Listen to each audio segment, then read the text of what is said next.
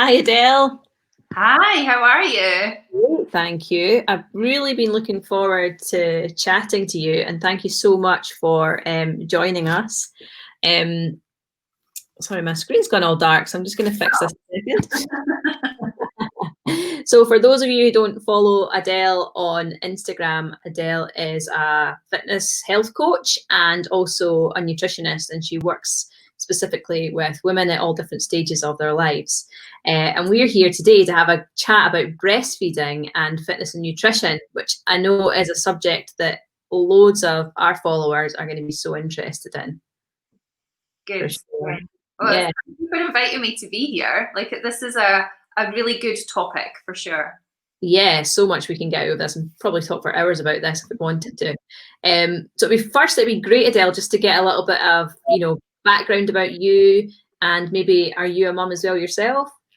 Yeah, okay. So yeah, Adele Johnston. Hi, everyone. I'm a certified nutritionist and a twin mum. So I've got twin identical girls called Clara and Shannon. They'll be 10 this month. It just seems mad that I'm saying that, 10-year-olds. I'm 37 and married. I am a Miss Scotland bikini competitor as well, so I do a bit of bodybuilding as my hobby, and yeah, just crazy, constantly on the go, enjoying life. Brilliant. I mean, you hear about people having twins, and when you've got one, you think, how the hell do people survive with two?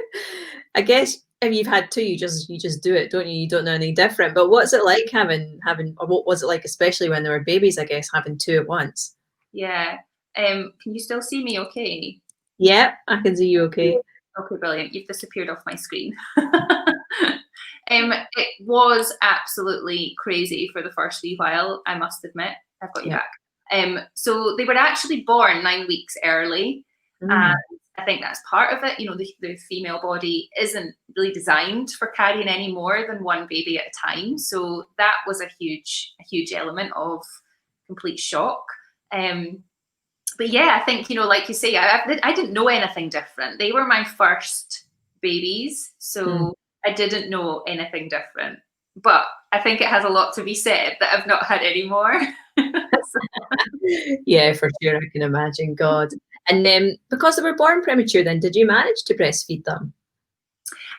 So I did what was called kind of top up snack feeding with them. So because they were 9 weeks prem, they were only £2.14. They still had a little bit of, it's strange to say this, but even things like their ears weren't formed properly. They were just little tiny see-through flaps of skin.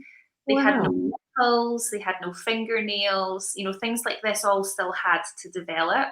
So I kind of lost my last trimester in effect. So as part of that, they also had no proper sucking reflex.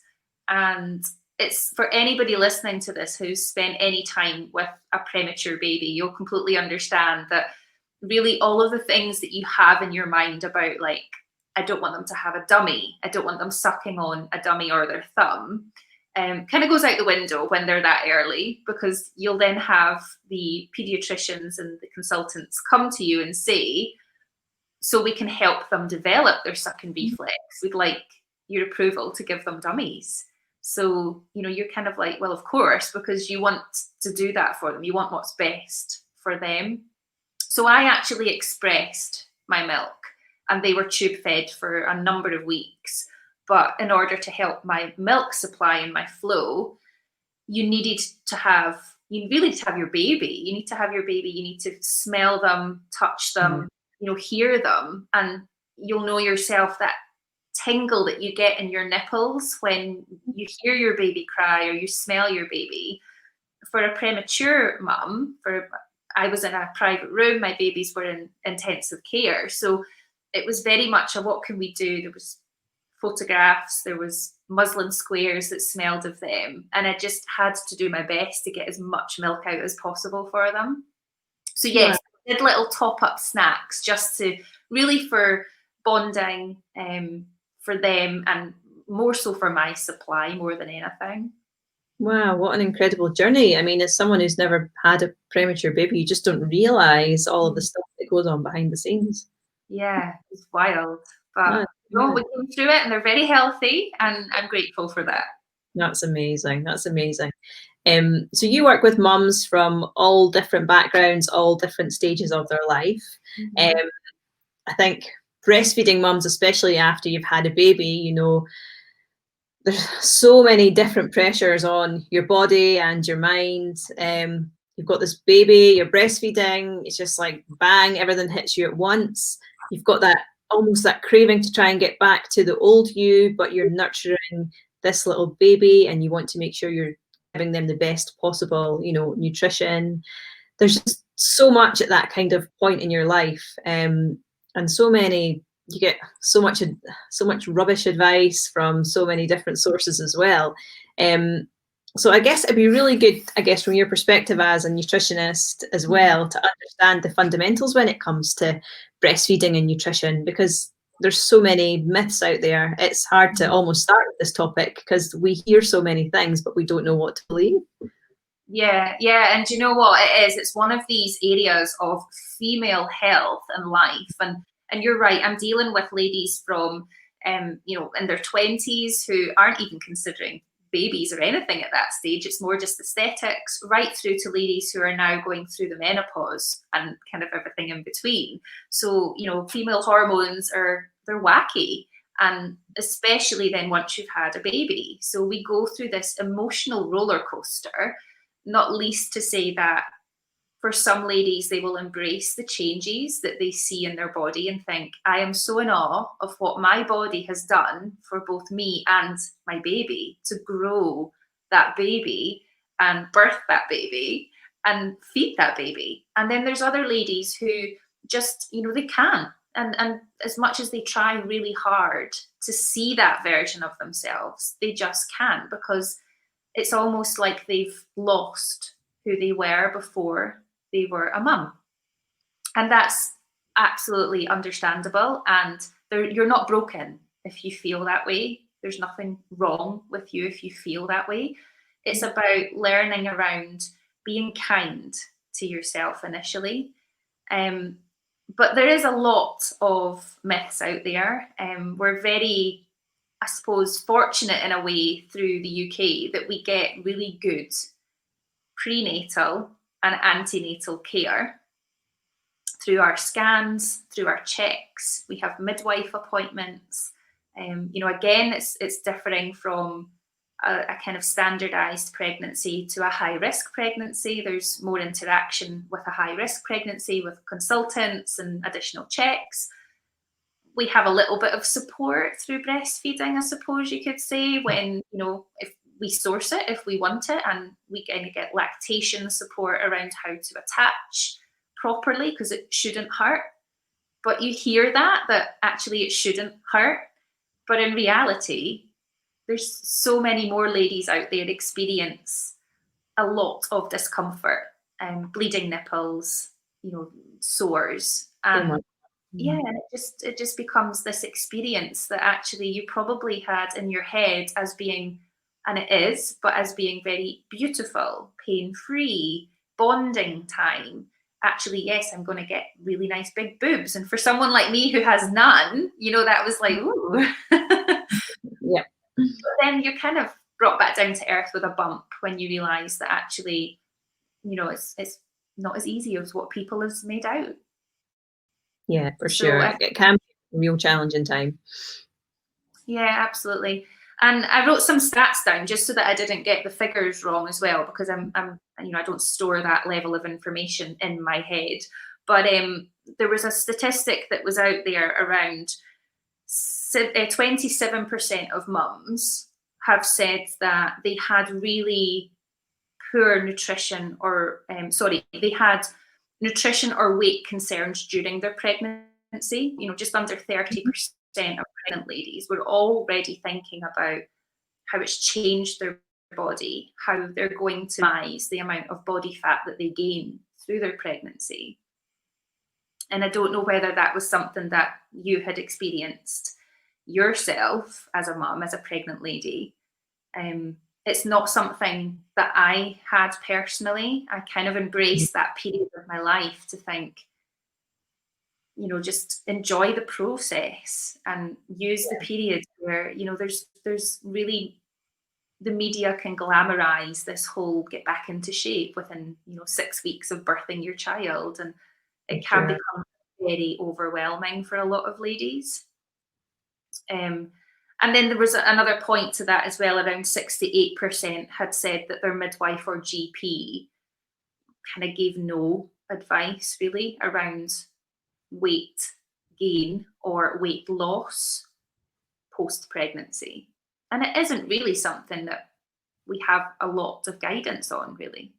Yeah, I think there's definitely a gap in the knowledge system there when it comes to weight loss and weight gain after pregnancy. It's such a personal journey as well, as you've touched on, embracing the body that you have or feeling that you want to make changes sooner rather than later. It's a very personal thing. I think, how do you know, I guess, when you are ready to make those changes? So in terms of what, weight loss? Yeah. So if you want to just think about, so obviously we've got this kind of 6-week postpartum checkup that we all go through. And that's really because the body, when you think about it, any type of birthing experience, whether it's been vaginal or whether you have had to have surgery, it's a lot of trauma on the body. And, regardless of whether it has been either of those and you've had an assisted birth even, it is a lot of trauma on your body. So you need time to heal. But it's not just because the doctors are out there saying, don't go running, don't go exercising for 6 weeks. There's kind of a hidden agenda within all of that they really want you to take the time to just bond with your baby, to have that experience of, if you want to breastfeed, then actually do so and get comfortable with doing it in your own home before you feel the pressures of having to leave your baby to potentially exercise or go out for the day, and fear, have general deep-rooted fear that your baby will cry when you're out because he or she is hungry. Sure. So I think for that point, when we say about the 6 to 8 week mark, once you've had your all clear, and you're healing well, you're in a good state of repair, and your internal muscles need time to heal. And from that point as well, mentally, we need time to heal from a birth, and we need to just take time for us and baby and bond. And especially if you've got other children in the house, this might not be your first baby. So I think it's about just knowing that time in your life isn't going to disappear. There's no deadline you have to start it by. It's about, everybody's an individual. So as much as, if I was to give you a time scale, as much as we say 6 to 8 weeks, you might actually be not feeling ready by that point. And as much as you've had your sign off, you might still be thinking, I'm exhausted. I don't know how I can fit anything in, like going back to the classes I went to, joining back in my running club, going back to my swimming club. These are all things that you'll start to then think, right, well, maybe I'll just go out on a daily walk. And that's the first start. It's like a stepping stone. It's the first start in that journey that really you don't need to go back to intense workouts, but just by moving, by thinking about your step count, that becomes kind of non-exercise activity. And that really helps to get that metabolism and burn those calories, really. So, and to be fair, you've then got an additional reason that you can pop baby in the pram. You're also doing, getting yourself some peace, because we all know most babies love going out for a walk in the fresh air. Yeah, totally. Yeah. Totally. Everybody's an individual, but really I personally wouldn't be encouraging any lady to explore any type of rigorous exercise regime before you've had your 6 to 8 week check and you're signed off as being fit to do so. Completely. I mean, your life is completely turned upside down. So exercise that you used to enjoy, as you've touched on, may not be attainable anymore, or just may not be the right level. So, I mean, for me, like I said, I had a dog. Well, I've got 2 dogs. Used to just do lots of walking, and it was really good. Sadly, it was winter, and we don't live somewhere hot. That'd be nice. Yeah. But yeah, it's just good to get outside and get some endorphins of some kind, whatever you can manage, for sure. Yeah, absolutely. And you know, it does keep you sane. I mean, I have amazing, beautiful memories of I lived in a village and I just put the girls into their twin pram, and every day I would walk. And even if it was only just, you know, it was some days torrential rain, but I thought, they're fine. I've got my waterproof on, off I go.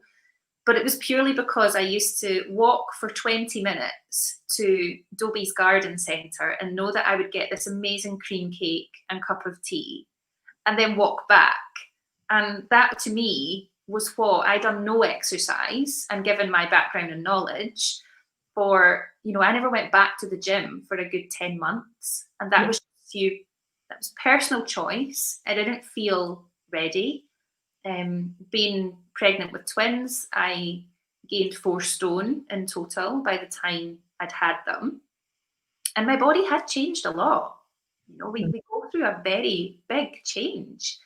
And yeah, and for some ladies, it's kind of a moment of sheer fear. So I think, again, you know, just being aware of how you're feeling is important. When you start to think about, oh, I should be doing it, then that word should indicates that you're not wanting to do it. You're not ready to partake in it. But actually, for your health, getting outside for a walk is the best thing that you can do for yourself. Yeah, great. Love it. That's so true. Okay, so let's talk a little bit more about breastfeeding and nutrition then. I think for a lot of women, we're told, you know, breastfeeding makes you lose weight, and that might be one of the reasons that we decide to do it. There's a lot of confusion around how many extra calories should I be eating if I'm breastfeeding? Should I be eating extra calories? So I was wondering if you could give us some insights into some of those things. Yeah, absolutely. So first off, just as a disclaimer, I'm not a breastfeeding specialist. So just to highlight that, but the knowledge that I do have around it. So if we think back, you know, there's probably 2 points on this as well, just around how many calories extra should I be consuming for even pregnancy. So if you've got any ladies listening to this that are currently pregnant, the whole point of I'm eating for 2, unfortunately, and I'm so sorry to land this one on you, doesn't exist. It's not real. So for the first really 6 months of your pregnancy, you don't need any additional calories. It's the last trimester. So in that kind of up to some between kind of the last 3 months, so 6 to 9, approximately an additional snack of about 200 calories is what you would be looking for. So we'll just cover that one off now. Nothing. That's not how I acted anyway. And you know, and a lot of it is because as well, I think some ladies, and this might sound a bit kind of firm, but some ladies can use being pregnant as an excuse to overconsume certain foods. And, you know, yeah, we get some weird and wonderful cravings when we're pregnant. But again, there's that whole awareness piece, I think, that needs to be assisted around. We don't need to eat double the amount of calories. We actually don't require any more until we're 6 months pregnant. And at that point, what I tend to do with a lot of ladies, so I don't work with pregnancy ladies at the moment, I have done in the past. What I tend to explain to them is, think about how hungry you feel and eat to that hunger level. Because you might not be hungry at lunchtime, but a snack might tide you over until you get to your meal, until your main meal. So I think there's a lot to be done in that realm, but that's a whole new podcast on its own. In terms of, if we think about breastfeeding, so you'll know yourself if you're currently breastfeeding that you become so parched and really thirsty, and you can almost feel that thirst come on when you are breastfeeding. So whether you're expressing or feeding baby, you can feel that thirst come on. So I would suggest that you keep a large bottle of water. You know, the kind of smaller bottles, like I've got one here, which carries about 500 ml. Doesn't really cut the mustard when you're breastfeeding. So probably keeping a minimum of 1 litre beside you whilst you're breastfeeding and consuming that as you go will really help. And that, again, can help with your hydration levels, which can help with your sleep. Although when we've got babies, we're kind of up in between. Yeah. and can also then support you through your kind of weight loss journey if you're attempting to do that. But when we look at what it is that we need in terms of calories, again, just looking at the research that's around it all, it's approximately, and it can be different for a lot of ladies, so we just need to put that out there, but it's approximately about 600 calories or so that you can look to consume. Now, what I don't, and the reason that I stalled with saying that is because I don't want to kind of give that blanket statement out there to say, yes, you've got additional 600 calories, ladies, go wild. It's more about bringing it into that hunger level of, am I hungry? Do I need to consume more? And actually, is my end goal not to lose body fat right now? Because if it isn't, then absolutely consume those additional calories. You effectively, when you are breastfeeding, are burning calories. Yeah. So approximately around 600 is what the guidance will state. So yeah, I don't know if that answers your question, but it does, yeah, and they're probably 600 good calories, not 600 calories worth of junk either. Yeah, well, I mean, you know me, so I don't do the whole good and bad and kind of junky foods and really healthy foods. It's more around, you're absolutely right. So, you know, thinking about ultimately, you become a food source for your baby. So what you're consuming, they're consuming. Yeah. And that goes for, you know, caffeine, for example. So the last thing that any of us ladies want is an uber stimulated baby.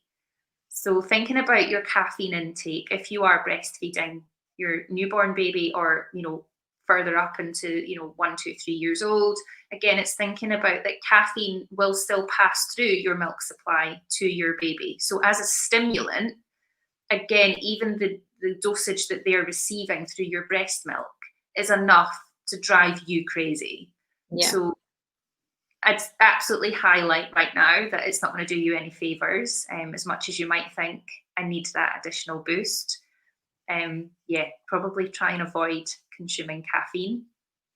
Alcohol, it's not that you have to stop drinking it, but again, it's just thinking about, if you are going to be breastfeeding, then limiting having it directly before you feed. So again, allowing your body to absorb and burn some of the alcohol from your intake. So a glass of wine with dinner, for example, once or twice in a week, it won't do harm. But again, just being aware that probably try and aim for 2 to 3 hours before you feed, if that's possible, or just avoid it if you can. And it kind of feels a strange one for me, because of the way that I coach with my ladies, nothing is off limits, nothing's restricted. It's very much around eating to hunger and eating to goals. And if those goals are for weight loss, we can still consume alcohol. But actually, through this phase, I'm actually saying to ladies, just try and avoid alcohol and caffeine if you can. Sure. You know, they're not going to serve you or your baby well at that point, because alcohol is a stimulant as well. So when we think about sleep, it doesn't do us any favors. Absolutely. And what about then food that women should really be thinking of consuming while they're breastfeeding? Anything specific? Really good question. And there's not a kind of handbook that I could say, do you know what, I've got this handbook and here's all the foods you should eat. But it's that whole back to basics around fruits and roots is what I would say to my ladies, is thinking about, you know, as much of the rainbow as you possibly can. So at each meal time, my best piece of advice for you would be thinking about foods that contain good sources of iron. All right, because again, for things, you know, like your awakeness, your alertness, your tiredness, you don't need to potentially be thinking too crazy about folic acid, because you've supplemented with that pre and during pregnancy. So you don't require it really, just you will get enough through the foods that are fortified. So cereals, breads are fortified with that.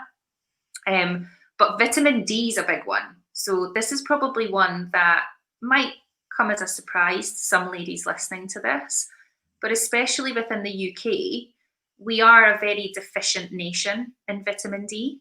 And you might ask, well, why is that important? Vitamin D is very, very important for our immune system and our immune health.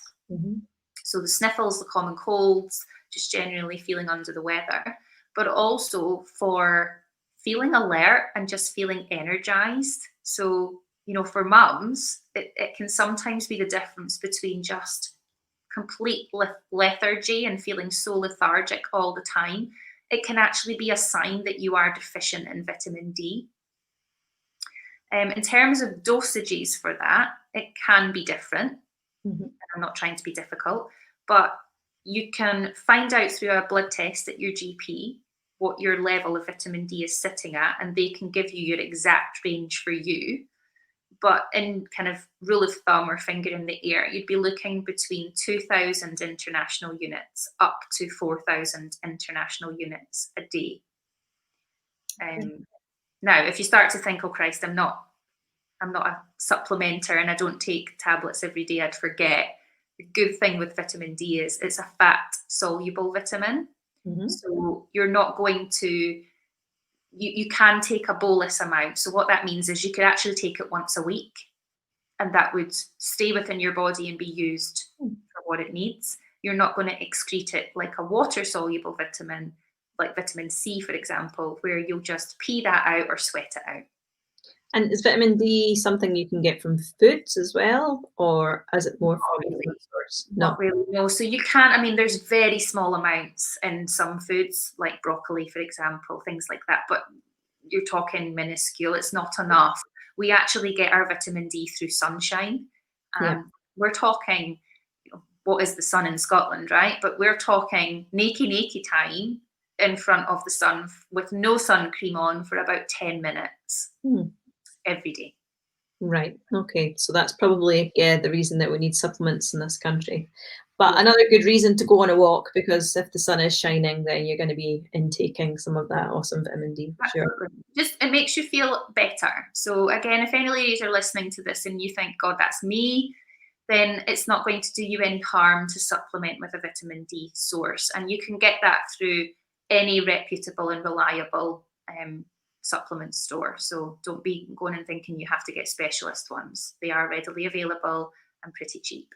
Yeah, awesome. Okay, Adele, we had a question from one of our followers, and I think it's a question that actually a lot of breastfeeding mums out there can relate to.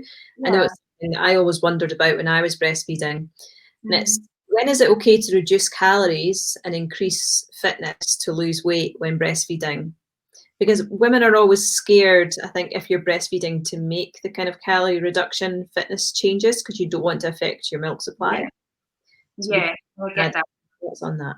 Absolutely. So what we would normally say then around this, and again, it's taking it as you need to, everybody's individual. So you need to feel ready. You need to want to do it.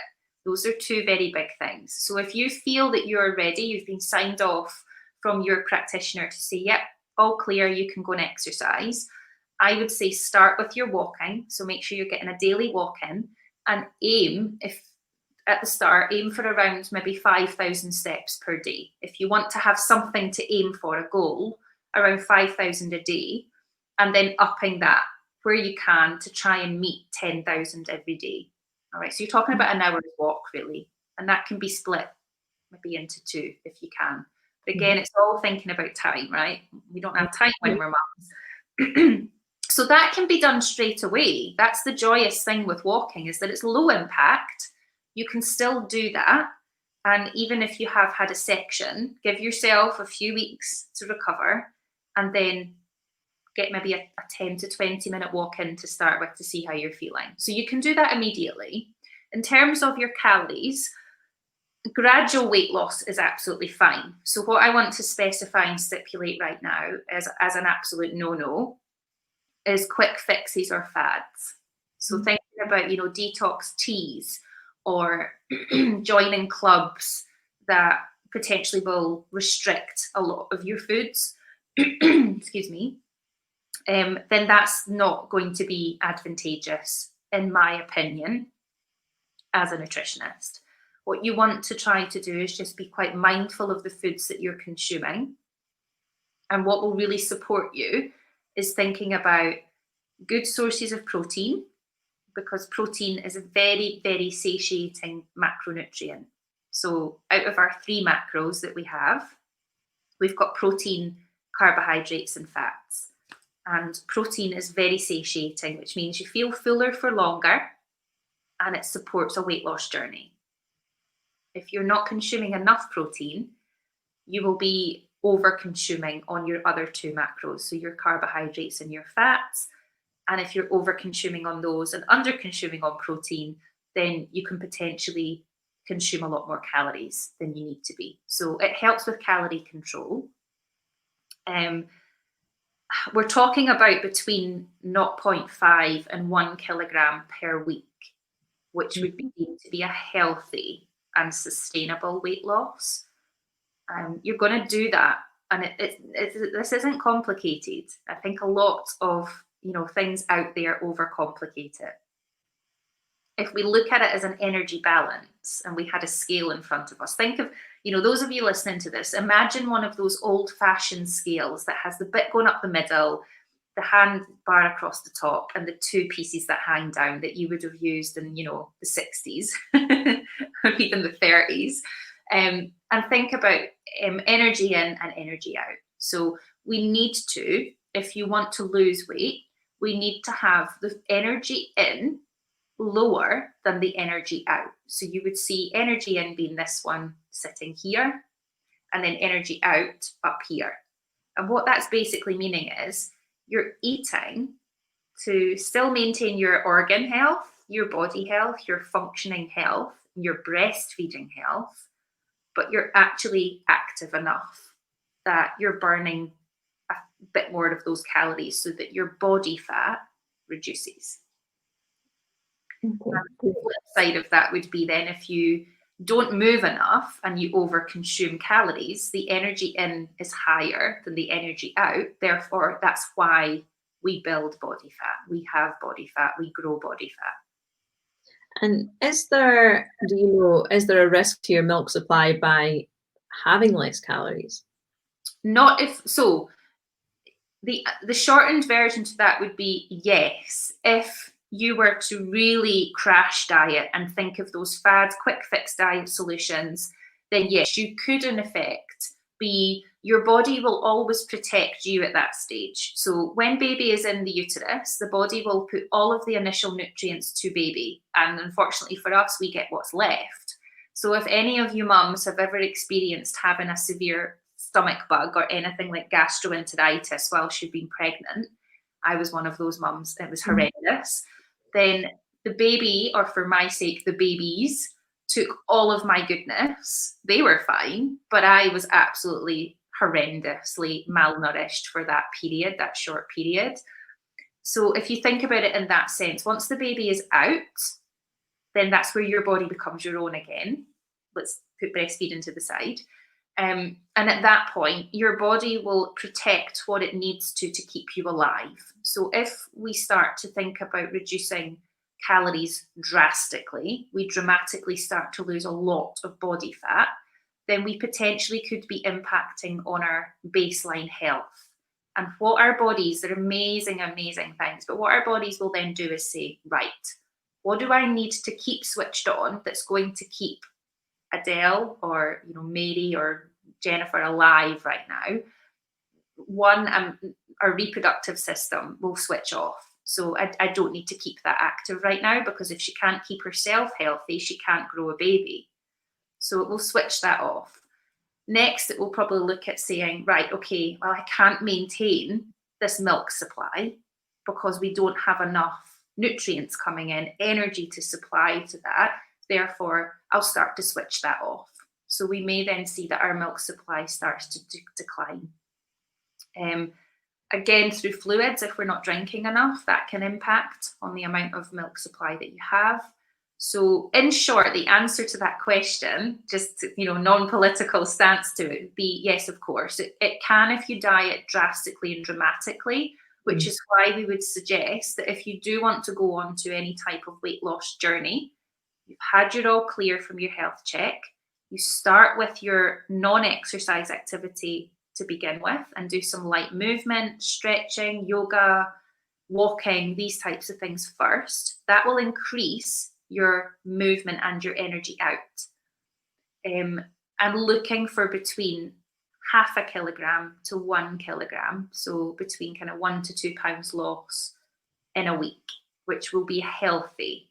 And you don't even need to restrict the things that you've enjoyed, but we tend to, when we're feeling very depleted and tired, to reach for the highly palatable sugary foods. And that doesn't really serve us well in that type of environment. So I think really, you know, when you ask the question around foods as well, it's looking at what is going to serve my goal, and am I having enough fruit and vegetable, roots and fruits in my daily doses? And if you're not, then you really need to be. Okay, great. So just small changes really, which is good because it also feels attainable when you've got a little kid or little baby. Small changes. Yeah, absolutely. And this is the thing, you know, I think I'm an absolute massive advocate, and you know that, of body positivity, body confidence, but also I've got some ladies who are not quite there yet, and they're still in that body neutrality point of view where, you know, they don't loathe themselves and how they look, but they're not past that line of saying, do you know what, I'm accepting my lumps, bumps, cellulite and scars. You know, it takes time to get there. But as part of all of that, I think that we need to ask ourselves as well, why do I want to lose the weight? Is it for health reasons because I've actually gained quite a lot of body fat and now my BMI is at the wrong side of healthy? Or, you know, I'm putting myself at greater risk of cardiovascular disease, you know, all of the things that can come with additional weight gain. Or is it because we're doing it because actually society dictates that I should lose my body fat from pregnancy and my baby weight? You know, and I think that's a big question to ask yourself. Yeah, it's a massive question. And yeah, I think we're all subconsciously influenced in some way, even if we don't realize it sometimes. So it's important to take a step back in those moments. Yeah. Okay, I guess it would be really good just to summarize then if you maybe had like 3 key takeaway points for any breastfeeding mums out there when it comes to their health and nutrition journey. Yeah, absolutely. So I know it's kind of that cliche one, but first and foremost around the fluid intake. So we covered that off. Again, if you need numbers and you're a kind of, I need to know what I should aim for type of woman, then trying to aim for an absolute minimum of about 2 litres a day minimum.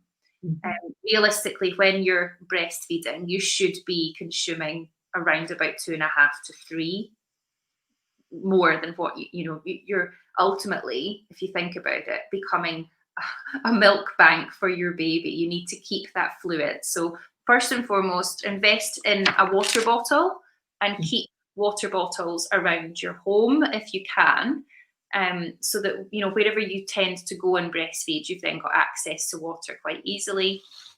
That will greatly support not just your cognitive function, your milk supply, and your sleep. So number one, hydrate and keep it, you know, going daily. It can be a habit that's tough to cement early on, but once you've got it, you've got it. Think about, you know, eating the rainbow. So nutritional wise, get a variety of foods in. If you're the type of person that seems to eat the same things over and over again, then you may run the risk of undernourishing yourself, and just remembering that you become the food source to your baby initially then. So the nutrients that you're consuming, you're passing on to them. And what's quite probably and I've stayed away from all of these figures on this one, but this one's important. But what's quite interesting is the first 1,000 days. I don't know if you've heard this or come across this before, but the first 1,000 days of your baby's life are by far so important for their childhood and adult health. So when we talk about 1,000 days, this is from NICE guidelines as well. We're not talking about from when they're born. We're talking about from preconception through pregnancy and into the first year of birth. Okay. All right, so mum's health plays a role. So just to reiterate that what you're eating before, during, and then I suppose during breastfeeding as well, will pass on to your baby. So eat the rainbow. Think about fruits and roots. What have I had today that is a fruit or a vegetable or both? Yeah. And even keeping things like frozen vegetables in the freezer, absolute godsend for me personally as well, because I'll look at the meals that we're having and think, is there adequate vegetables in this meal? And if there's not, then in go some frozen peas, or in go some frozen sweet corn or mixed veg. And then the third point, I would say movement. So again, the first few weeks, absolutely, you take that to yourself. You get to know your baby, you get to know your changing body, and then try to get yourself at least out for a walk, even if it's just 10 minutes round the block to start with. That movement actually stimulates your happy hormones. So those endorphins that we feel, and breastfeeding does the same thing. So it releases a lot of really good feel-good hormones, happy hormones. And as soon as we release those things, the one that we're all very commonly known is serotonin, our happy feel-good hormone, actually stimulates our melatonin as well, which is our sleep hormone. So, it kind of all has a massive big circle within our health. But those three things, so hydration, nutrition, and movement, are probably the top three that I would suggest to each lady on here, just to be aware of. And I think that's great as well, because once again, it's so simple. It's not rocket science. It's like, it's really fundamental stuff that everyone can follow, and it's not difficult, but doing those three things can have a massive impact on your health and baby's health as well. So yeah, and just think of it as like a daily routine. So building it into your daily routine, and it's going to really help your mental health as well as your physical. For sure, absolutely. Well, Adele, where can people connect with you or find out more if they want to chat with you? Yeah, so I'm probably more so active across Instagram. So you can find me there at Adele.Johnston. I also have my own podcast that I run called The Body Positive Mum. So if you just search that across any of the major platforms, you'll find me. And I do have a website. It's currently getting updated, but I can provide some information on that if people want to. I'll link it from the blog, no problem.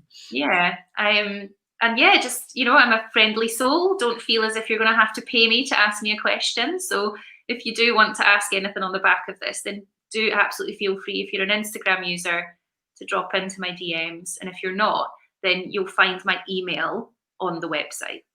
Amazing. Brilliant. Well, thank you so much, Adele. That was really informative, and I'm sure you provided a lot of value for a lot of mums out there.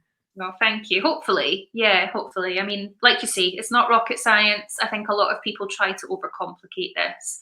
And in reality, we need to remove all of the BS and the myths away from it. It is an overwhelming time in our lives when we become a mum. And really, you want to have that kind of network. And I think that's amazing that you're creating it in this form. Yeah, thank you. Awesome. Right, well, I'll say goodbye for now, but I will post the links to everything on the blog as well, so anyone watching or listening can follow up there. Brilliant. Thank you. Right, I'll catch you later. See you soon. Bye.